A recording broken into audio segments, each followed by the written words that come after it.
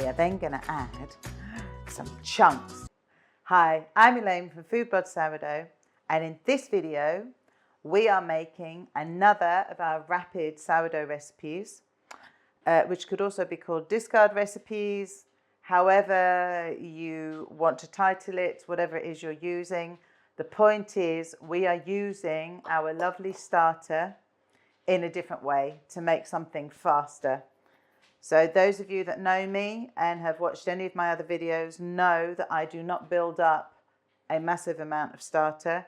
I feed my starter for the purpose. So I have fed up my starter ready to make these recipes. In our previous video, we made banana bread because that's where you begin. What I'm going to do in this video is take pretty much the same recipe, but we're going to turn it into muffins.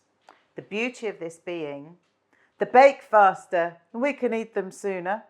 And we're going to play around and put some other things in. So in this occasion, we're going to add some chocolate chips to it.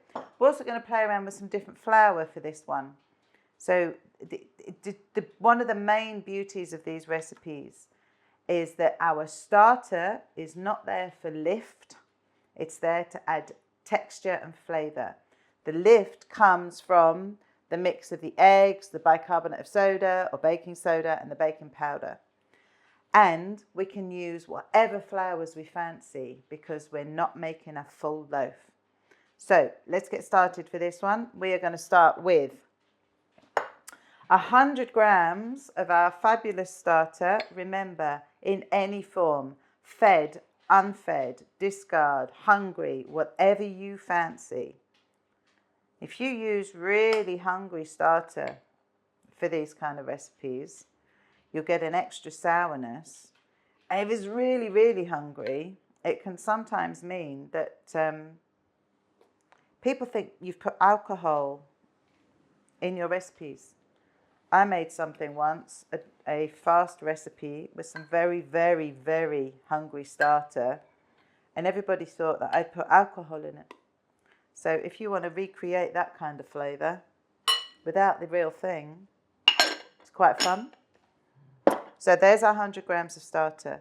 So for this one, I'm going to use a bit of our dark rye flour.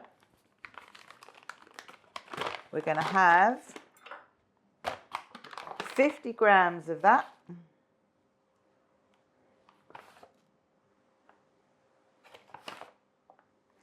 Don't need to be too precise with it, as long as the total amount of flour ends up being 200 grams. You don't need to worry about it too much. We're going to just even that out a bit with a bit of the white spelt. Let's throw in 100 grams of that. Just because we can, just because we're playing. And then we're going to top it off with 50 grams of our einkorn flour. So this is the whole grain einkorn flour. This is also a great way to use up bits and pieces if you've got any leftover bits of flour. Okay. So that's our flour in the pot. We're going to add 50 grams of already softened butter. We have got 50 grams of honey. Now, I never add refined or granulated sugar to any of my recipes. I also don't make my recipes mega, mega sweet. If you want them sweeter, you want to use sugar, feel free. Now we're going to add our bananas. So we've got 3 wonderfully ripe bananas. And what we're going to do is just peel and mash them. So your bananas can be in as ripe as you've got. If you've got bananas that you're thinking of throwing away, these recipes are perfect for that. So we just want 3 nicely ripe, medium bananas.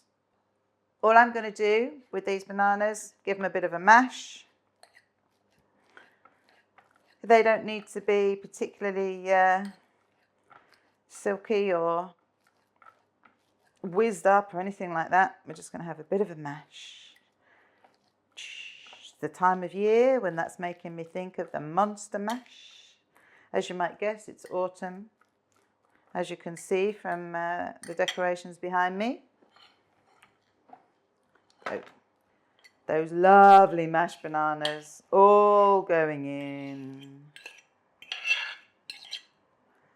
Because James is on the other side of the camera, he can't come and lick any plates or any utensils at the moment. Just going to stick that over there. We are going to add 1 egg, whatever size. I'm not really precious. I tend to buy those boxes of eggs that are a whole mixed set of sizes. So this is where our rise is coming from. It's coming from our egg and our baking soda or bicarbonate of soda. So we want 1 teaspoon or 7 grams of the bicarbonate of soda, and then half a teaspoon of the baking powder. And for this one, we are then going to add some chunks. You can go chocolate chips, you can go chocolate chunks. So we're going to add in 50 grams of them, or maybe you're a bit heavy-handed and there's a few more than that. So this has got everything in it that we need. So all we're going to do is give this a nice stir. So this could be baked as the whole loaf, very much like in our previous video, or for this one we're going to go muffins, just because it's a bit different, it's faster. And it's the point is that you can take the same mix and really do so much with it. You could be adding in nuts. You could be adding some more walnuts into this and pecans. You can mix up the different chocolate chips. You can add in like those toffee chunks that you can buy, or the little honeycomb pieces, whatever you fancy. You could add in some spice, you could add in some dried fruit. So I want to make sure that that starter is coming off the bottom of the bowl. So we're mixing it all in. Look at that. Right, try not to over mix it here. All we're going to do is spoon it into our prepared muffin pan. So as evenly as you can. You might have one of those ice cream scoops to keep it a bit more even. I'm not that organised. Just gonna squish it into our waiting muffin cases.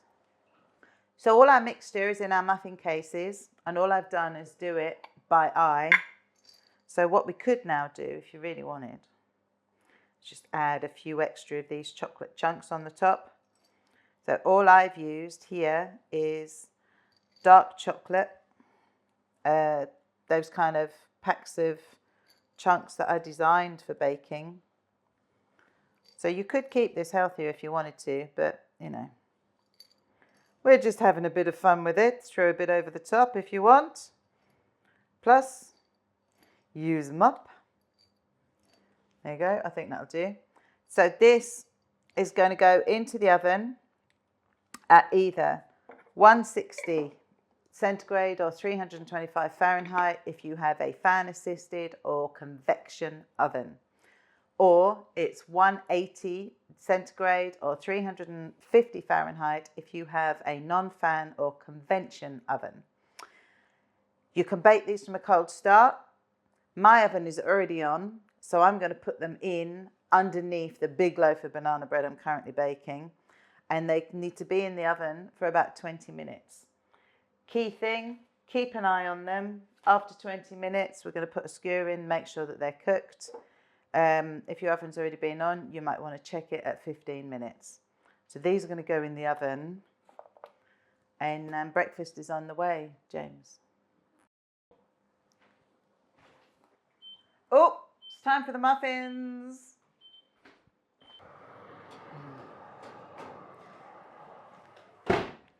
Look at those.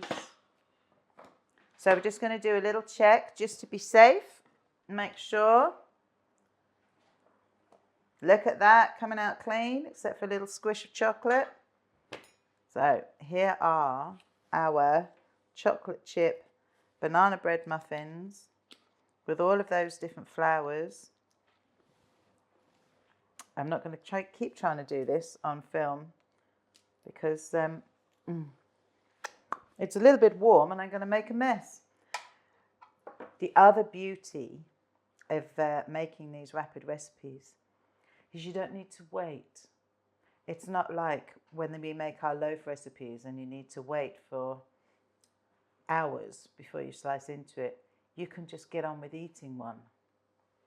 Did you want a hot muffin, James? That is the boy behind the scene going, ah. So probably should leave them a bit longer than this. But look at that. Look at all that goodness. You can see the flowers, you can see bits of the banana. You can also see the fact it's a bit hot and it's burning my fingers. But, you know, we're just going to try just, oh, look at that. Look at that.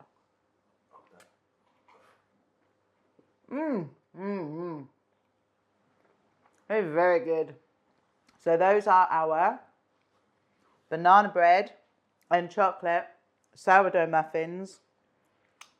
And there's a hand that's probably going to just appear and going to sneak in and nick one of those. Please do check, look online to find the recipe. And if you do make them, have fun. Play around with the flowers, play around with what you put in them. That's our muffins.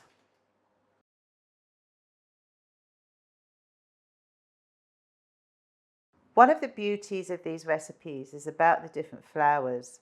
I know you've all seen a banana bread recipe or a banana bread muffin recipe, but the aim of these recipes is just to show that you can use all these different flours. So if you've got something like this, I've never used this flour before, but it would give me an opportunity to play around with it, throw it in one of these recipes, see what it tastes like. If you've got leftover ends of bags, it gives you a chance to use some of them up. So this is one of the reasons we're doing these recipes, so that we've got some fast recipes available for you, but also to play around with the flours. So do get creative. If you don't have any of these, just use straight plain flour or all-purpose flour, because that will also do the trick. But I highly encourage you just to have a play.